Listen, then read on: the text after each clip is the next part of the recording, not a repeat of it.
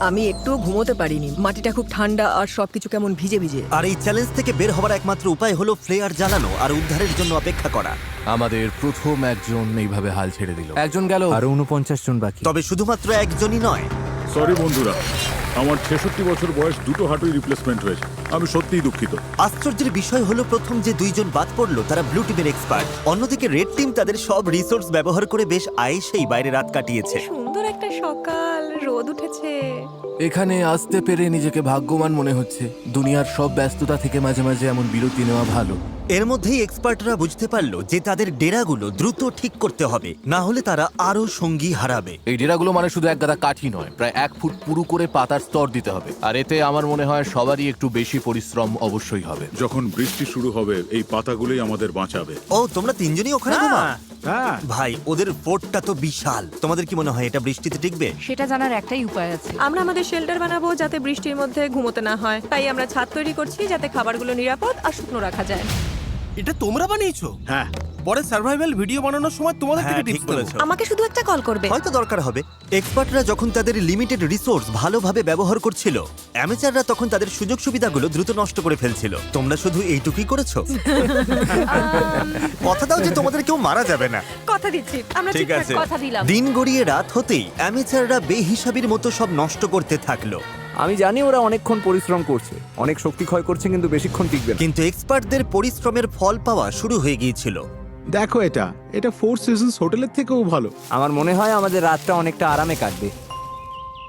আমরা এই জঙ্গলের মধ্যে একদম বাচ্চাদের মতো ঘুমিয়েছি। দারুণ। তার কারণ আমরা একটা দারুণ ডেরা বানিয়েছি। এটা বেশ গরম ছিল।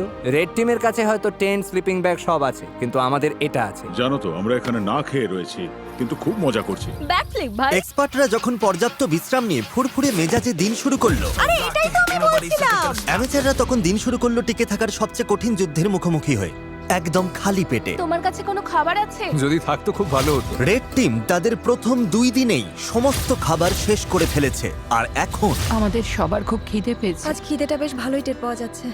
তাই আমরা খাবার আর জলের সন্ধানে বের হচ্ছি।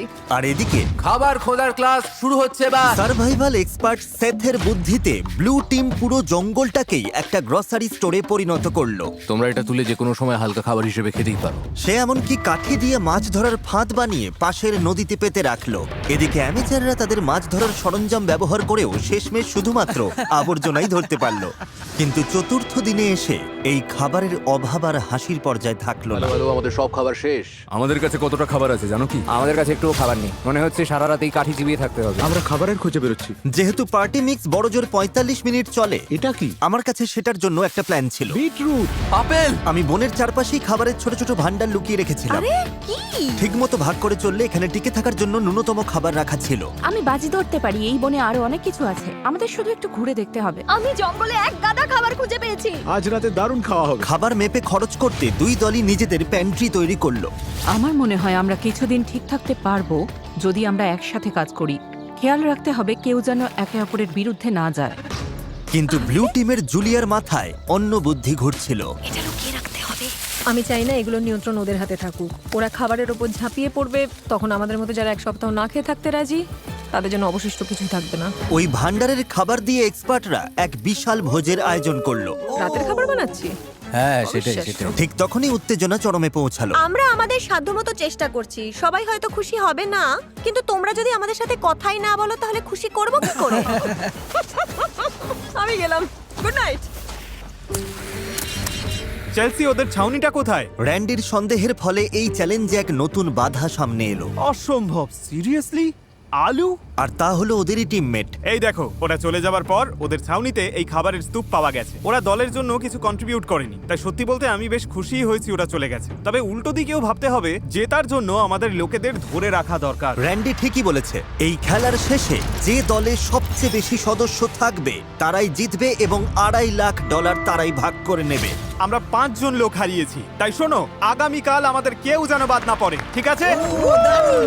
কিন্তু র্যান্ডির উৎসাহ দেওয়া সত্ত্বেও এমন কোনো গেমে কখনো থাকিনি যেখানে নিজেদের টিমমেটদেরই বিশ্বাস করা যায় না। মার্কো, এটা করো না।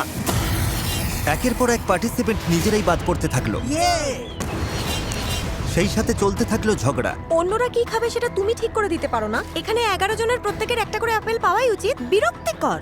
এখানে 50 জন সার্ভাইভালিস্ট বা স্বঘোষিত নেতা আছে যারা সবাই নেতৃত্ব দিতে চায়।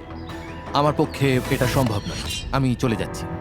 মাত্র পঞ্চম দিনেই এক্সপার্টরা 9 জন সঙ্গী হারিয়েছে। তাদের এই গেমে টিকে থাকতে হলে এখন মিলেমিশে থাকা শিখতে হবে। এসে খেয়ে নাও, জানি তুমি এখনো আপেল পাওনি। রেড টিমের একজোট হয়ে খাবার ভাগ করে খাওয়ার পরিকল্পনা তাদের টিকে থাকতে সাহায্য করছিল। দয়া করে একটাই নাও, আমরা ভাগ করলাম। ধন্যবাদ। আমি সাধারণত 6টা ডিম খাই সকালে, কিন্তু এখানে একটা আপেল খেয়ে আছি শুধু টাকার জন্য। কিন্তু সবাই দিনে মাত্র একটা আপেল খেয়ে থাকতে রাজি ছিল না। খাবার বেশি নেই, শরীর আর চলছে না।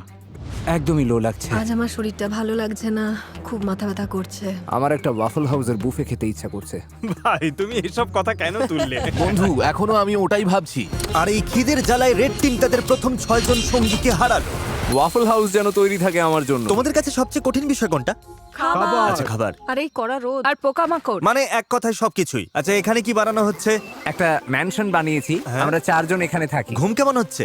দিন দিন আমাদের ঘুমটা ভালো হচ্ছে, তবে মনে হয় আমাদের প্রত্যাশা কমেছে বলে। তোমাদের ডেরা কেমন হয়েছে প্রফেশনালদের তুলনায়? বাহ, 100% ভালো হয়েছে। তোমাদের কি চিন্তা হয় না যে বৃষ্টি হলে নিচু জায়গা হওয়ার কারণে জল ঢুকে পড়ে সবকিছু? আমার মনে হয় আমি আকাশ কুসুম পজিটিভ চিন্তা করছি। ওদের জন্য ভিডিওটা খুব সহজ হবে। সেটার ব্যাপারে আমি ঠিক নিশ্চিত নই। জিমি, তোমাদের অভিজ্ঞতাকে কিভাবে দেখছো প্রফেশনালদের তুলনায়? আমার মনে হয় ওদের বেশিরভাগই বাড়ি চলে গেছে। সবাই যেহেতু এক্সপার্ট, তাই কে কি করবে সেটা নিয়ে হয়তো সবার মধ্যে রেষারেষি চলছে, কারণ সবার কাছে নিজের আইডিয়া সেটা। তার ধারণা খুব একটা ভুল ছিল না। আমাদের আজ খাওয়া উচিত নয়। এই খাবার 50 জন মানুষের মধ্যে বেশি দিন টিকবে না। এটা কিন্তু সবার সিদ্ধান্ত। আমরা যদি শেষ পর্যন্ত টিকে থাকতে চাই, তবে আমাদের আরো কঠোর নিয়ম মানতে হবে। এটা কিন্তু কোনো আরাম করার জায়গা নয়, এটা টিকে থাকার লড়াই। আর 2 দল থেকেই এলিমিনেট হবার ঘটনা চলতেই থাকলো। আমি তোমাদের সবার ভাগের খাবার খেয়ে নেব। তাই এলিমিনেশন আটকাতে পরের দিন সকালে রেড টিমের শেফ ব্রিটনি